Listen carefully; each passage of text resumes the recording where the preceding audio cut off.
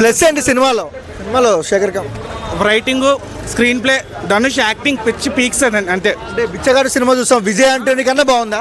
Vijay same అంతే. ఇంకంటే అది తమిళ్లో ఎంత ఇష్టం, మన తెలుగులో శేఖర్ కమ్ములో అలా తీసాడు.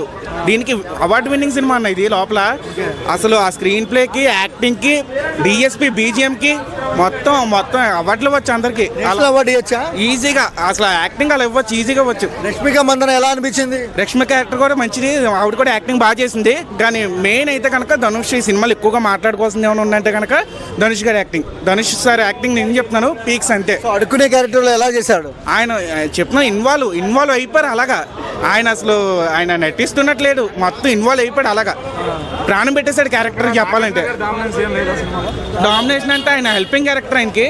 ధనుష్ గారికి అండగా నించుంటారు మొత్తం. నాగార్జున గారికి ఇది మంచి కంబ్యాక్ మూవీ నేను చెప్పాలంటే. నిజంగా సినిమా అయితే చాలా బాగుంది. నెగిటివ్ షేడ్ అంటే తెలియక తప్పు చేస్తారంటే, అంతమించి ఏం కాదు. తెలియచేసిన దానికి పోతే తేడా ఉంటుంది కదా. కానీ మంచిగా ఆయన లాస్ట్ సీన్ ఉంటుంది ఆయనది హైలైట్ అన్న. నిజంగా ఆయన లాస్ట్ సీన్ అయితే కనుక. ఎలా అనిపించింది కుబేరా? చాలా బాగుందండి. ఫస్ట్ హాఫ్ అయితే అసలు excellent. Straight into the first మీ డైరెక్ట్ స్టోరీలోకి వెళ్ళిపోయారు. చాలా సినిమాలో హీరో అంటే ప్రతి ఒక్కరు హీరో అండి సినిమాలో. స్టోరీ హీరో, శేఖర్ కమ్ముల గారు డైరెక్టర్ గారు హీరో. ధనుష్ గారు అయితే అసలు అంటే ఆయనకు గతంలో కూడా నేషనల్ అవార్డు వచ్చాయి. ఈ సినిమాలో కూడా నేషనల్ అవార్డు రేంజ్ పర్ఫార్మెన్స్ చేశారు. అంటే ఒక స్టార్ హీరో ఇంకొక ఎవరు అంటే ఆ రోల్ పుల్ చేయలేరు అనిపిస్తుంది. డెఫినెట్ ధనుష్ చాలా బాగా చేశారు.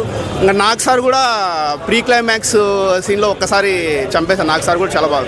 అండ్ రష్మిక రోల్ కూడా decent. And especially Devi Sri music అండి టాప్ నాచ్. అసలు మ్యూజిక్తో లేపాడు చాలా సీన్లు. ఇక శేఖర్ కమ్ముల మార్క్ అంటే లీడర్, ఆ తర్వాత ఒక హానెస్ట్ స్టోరీ టెల్లింగ్ అండి. చాలా బాగుంది. అంటే హ్యాపీగా చూడొచ్చు. 3 hours అయినా.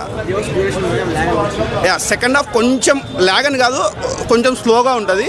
But okay. మైనస్ అంటే మరీ అంటే కంప్లీట్ కమర్షియల్లోకి వెళ్ళలేదు. స్టార్టింగ్ నుంచి స్టోరీకి అవసరం ఏముందో అంతవరకే తీశారు. ప్లస్ అంటే అదే అండి, స్టోరీ దగ్గర నుంచి ప్రతి ఒక్కరు ధనుష్ పర్ఫార్మెన్స్ కానీ, నాగ్ సార్ కానీ, రష్మిక క్యారెక్టరైజేషన్ కానీ, శేఖర్ కమ్ముల స్టోరీ టెల్లింగ్ కానీ, అంటే మెయిన్ దేవిశ్రీ మ్యూజిక్ అండి చింపి చావు కొట్టేశాడు. మ్యూజిక్తో సినిమాని లేపేశాడు.